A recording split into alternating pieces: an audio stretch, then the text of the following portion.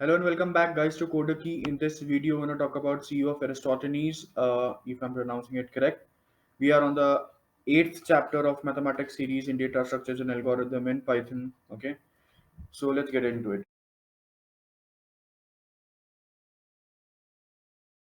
Sieve of Eratosthenes. This is also a problem which is related to prime number. In previous few videos, we are continuously discussing prime numbers. So, because prime numbers are one of the most important part of mathematics, right? So, we are going to in previous videos we have checked whether a given number is prime or not. We have found the prime factors of a given number. Now, what we're going to do is we're going to find the prime numbers till that number. So, in this problem, Sieve of Eratosthenes, what we're going to do is we're going to given a number. We will be given a number n, and we need to find all the prime numbers which are smaller than or equal to this number n. So let us consider we are given with number 100. So what we're going to do is we're going to print all the numbers which are prime till 100, right? So the numbers like 97, yes, 93, yes, all these numbers are going to be the prime numbers. So how do we do that? So for that we have an algorithm, and in this algorithm we're going to use a table. Okay, for visualization I'm going to create a table that is like this. Okay, in this table what I have done is I have written all the numbers from 200, okay, to 200. And what we're going to do is the first step is going to mark all the numbers as true or all the numbers as false, whatever you know whatever yours is your preference. So what I'm going to do is you're going to create an array, okay, for representing all these you know values. So what I'm going to get is I'm going to do true, prime true for I in range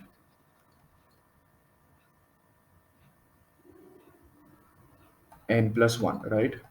Going towards till n plus 1, right? So this is what I'm going to do. I'm going to print, I'm going to tell all the numbers are true, okay, because they are prime for me right now. So all these numbers are unmarked. What I'm going to do is, as step one is, according to algorithm, we are going to mark all the numbers which are divisible by 2 and which are greater than or equal to the square of it. So we're going to unmark, or we're going to mark all the numbers which are divisible by 2, okay, and but starting from the square of it, that is starting from 4, I'm going to mark all the numbers which are divisible by 2, are the multiples of 2. So my table is going to look like this. So starting from 4, I'm going to print out or I'm going to mark all the numbers as false because these numbers are not prime, right? So all these numbers are marked as false. Next, similarly, I'm going to do it for next unmarked, that is 3. So 3 is the next, and unmarked, I'm going to mark all the multiples of 3.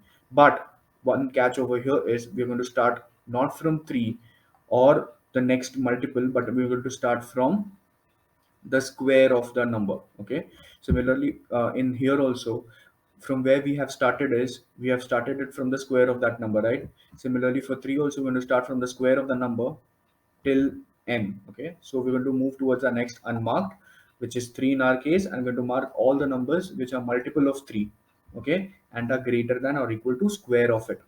Okay, so all the numbers which are greater than or equal to square of it, we're going to mark them all.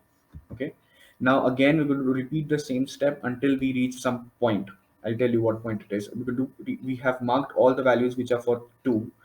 We have marked all the numbers which are divisible by 3. Now next we're going to search for next unmarked value. So we're going to get next unmarked is 5. So now we're going to mark all the multiples of 5, all the numbers that are divisible by 5, but we're going to start from the square of it, that is 25. Okay, so starting from the square of it, because all the numbers which are before the multiple of 5 are marked, like 10, 20, all these are marked, 15, all these are marked. Okay, so we are starting from the square of that number, if I'm able to explain you properly. Okay, similarly again we're going to do one more thing, that we're going to see for the next unmarked. We have reached till 5.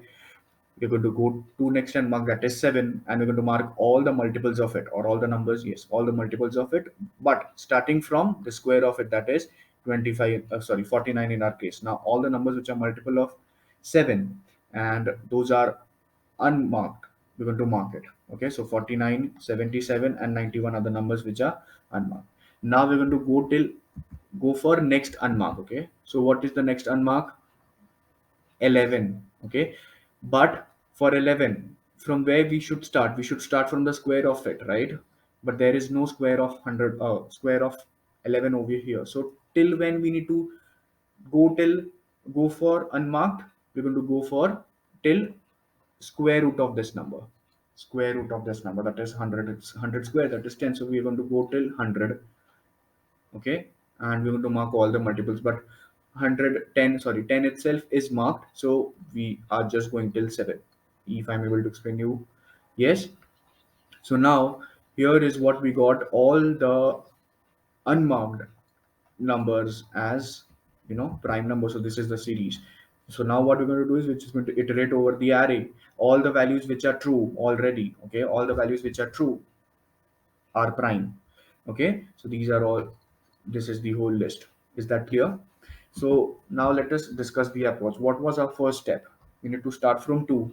Okay, first of all we need to mark all the values as true from 2 to 100. Okay, 2 to that number. So what we're going to do is we're going to make an array, or list, that is prime, and we're going to mark true for I in range, or for n in range, no, for I in range, n plus 1, right?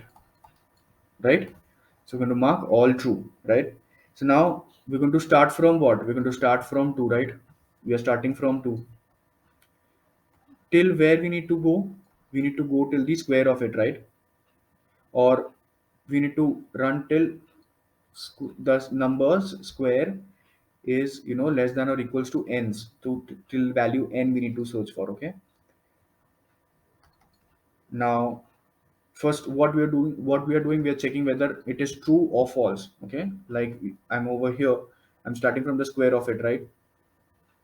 So what I'm going to do, okay, the iteration is not yet started, but what I'm going to do is I'm going to see if that number, the prime is the number which I am in, is marked or unmarked. Okay, if it is true, that is unmarked, then for that number, for I in range, for that number, I'm going to start from the square of it till n plus 1. Yes, till n plus 1, and I'm going to take s steps. Is that clear? I'm going to take s steps, right? 2, 4, 1 2 1 2, like this. So 4 steps, sorry, s steps. Okay, and for that, all the numbers I'm going to mark as, for all those numbers I'm going to mark it false, because those all are composite numbers, right? And then I'm going to increment the counter. Sorry, I'm going to increment the counter to 1. Yes, is that clear? So I'm going to check for 3. So I'm going to check whether 3 is unmarked. If it is, then for all the multiples of that. Then I'm going to search for 4. Is 4 unmarked? No, it is false. I'm going to increment the counter, right? So now how I'm going to print? I'm going to print for all the, for I in range, uh, 2, from starting from 2 to n plus 1, right? Till 100 we need to search. All the numbers, those are unmarked. That is, if prime of I, if it is true, right, then I'm going to print I, right? Is that clear? Was this algorithm clear? Okay, so let's run this. I have already written the code. Okay, that is over here. What if you are able to see? I like to zoom it.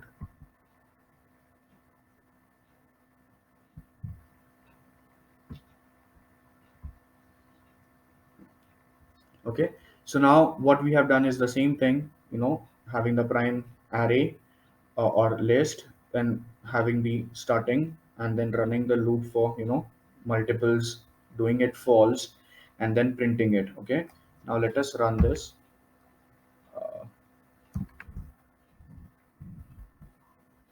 So we are going to get all the numbers. So now it's taking time actually. Okay, so this is not an efficient algorithm. So what is the complexity of this algorithm is n times log n times log n. The complexity of this algorithm is n times log n. How this complexity came into picture is like this. Okay, so let us see first of all. Okay, first of all let us discuss this, that we got an output, that we are having all the prime numbers over here, right? So now let us have a short discussion that why does it have this much long, this as the complexity. So it is assumed that the time taken for the numbers that is marked to be composed at this step is taking, uh, is constant. Okay, if we assume that this time taking for this is constant, then the number of times the loop is run is equals to something like, n by 2 plus n by 3 plus n by 4 plus, sorry, not 4 but 5 plus n by 7, okay, going till p some value. Okay, if I take out n common from it, okay, if I have n common, so I'm going to get 1 upon 2 plus 1 upon 3 plus 1 upon 5 plus 1 upon 7 again till p, right? And this is nothing but the harmonic progression. Okay, and the sum of harmonic progression of prime is log of log n. Okay, and hence we get n times log of log n, n times n of log n. This, the sum of this, the harmonic progression, sum of harmonic progression of the sum of primes is what is log of log n. So this is the mathematical series. I'm going to link the, the proof. How do we get this log of log n as the sum of the harmonic progression of the primes? uh, you can check that out. Okay, so this was it for this video. What we have discussed is one of the most famous problem, that is Sieve of Eratosthenes. Okay, here we use this to find the prime numbers, all the prime numbers which are smaller than a given number. Okay, so this was the code. What we have done over here is, again, we have first of all marked all the, prime numbers as all the numbers as true. Okay, all the numbers as prime. Okay, and then what we have done is we have, cleared our way by marking false all those numbers which are multiple of, like 2, 3, 5, 7, all those numbers, and then we have just printed the number. Okay, it was easy. There is one more, effective method, efficient method for finding sieve of Eratosthenes, which does that in big O of n complexity, which you can check that out. The link of it, the problem with explanation, you will get the link in the description. Okay, I'd like to inform you that the notes of all these, are available in the drive link below. You can check that out. All the chapters of algorithm and the chapter of maths. Okay, we are left with only a single problem, that is computing power, which will be the next video. And until then, thank you. Okay, by the way, one slide is left. That is, you can watch the previous video. You should like, share, and subscribe. If you have any doubt, you can comment down below, and do subscribe so that you get notification about, the next video, that is computing, and the further videos that I post. So do, you know click the link. Thank you. Thanks for watching.